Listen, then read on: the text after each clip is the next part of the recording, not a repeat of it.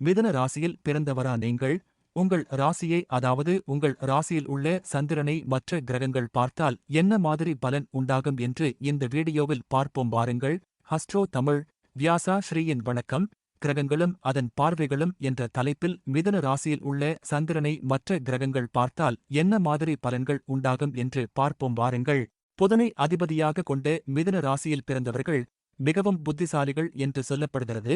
மேலும் மனசுகாரகன் சந்திரன் என்பதால் புதனின் அதிபதியாக கொண்ட மிதுனத்தில் உள்ள சந்திரன் மனதை விரைவாக செயல்பட வைக்கும், பேச வைக்கும், பல விஷயங்களில் நாட்டம் கொள்ள வைக்கும் என்றும் சொல்லப்படுகிறது. மிதுன ராசியில் உள்ள சந்திரனை சூரியன் பார்த்தால் இந்த ஜாதகருக்கு இயற்கையாகவே தலைமை பண்பு, தன்னம்பிக்கை அதிகமாக இருக்கும். மேலும் அரசு மற்றும் அதிகாரத்தில் ஆர்வம் உண்டாகும். அத்துடன் இவர்கள் தங்களின் திறமைகளை வெளிப்படுத்துவார்கள். மிதுனம் புதன் ராசி என்பதால் சூரியனின் பார்வையால் சூரியனின் அதிகாரம் கலந்த பேச்சு, எழுத்து, வியாபாரம் போன்ற குணங்களை ஜாதகர் பெற்று இருப்பார்கள் என்று சொல்லாம். பொதுவாக சந்திரனை செவ்வாய் பார்த்தாலோ அல்லது செவ்வாயை சந்திரன் பார்த்தாலோ சந்திர மங்கள யோகம் உண்டாகும் என்று சொல்லப்படுகிறது. மிதுன ராசியில் உள்ள சந்திரனை செவ்வாய் பார்க்க பிறந்தவர்கள் தைரியசாலிகளாக இருப்பார்கள்.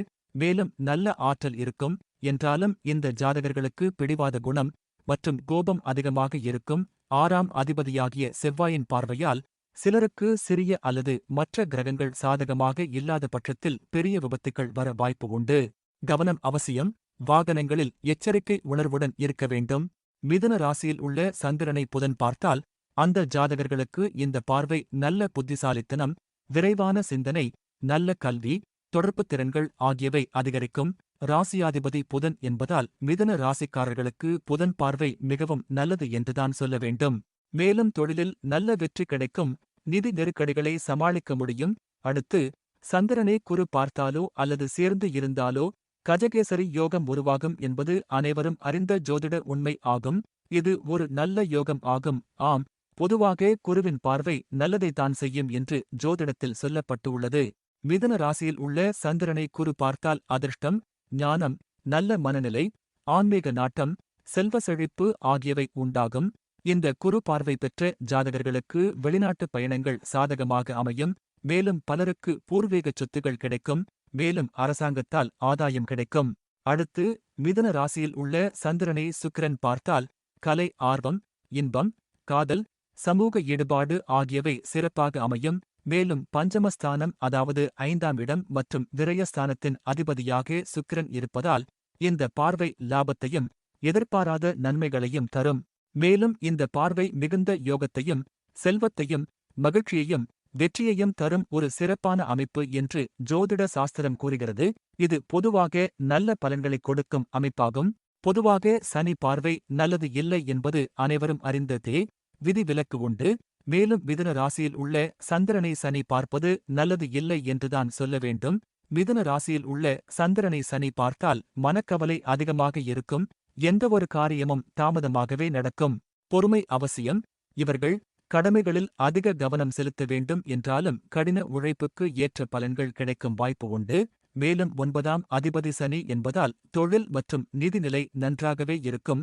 பொதுவாக ராகு கேதுக்கு பார்வை கிடையாது என்ற கருத்தும் ஜோதிடத்தில் உண்டு. ஒரு சில நூல்களில் ராகு செவ்வாய் போலும் கேது சனி போலும் பார்க்கும் என்றும் சில நூல்களில் ராகு கேதுக்கு 7ஆம் பார்வை மட்டும் உண்டு என்றும் சொல்லப்படுகிறது.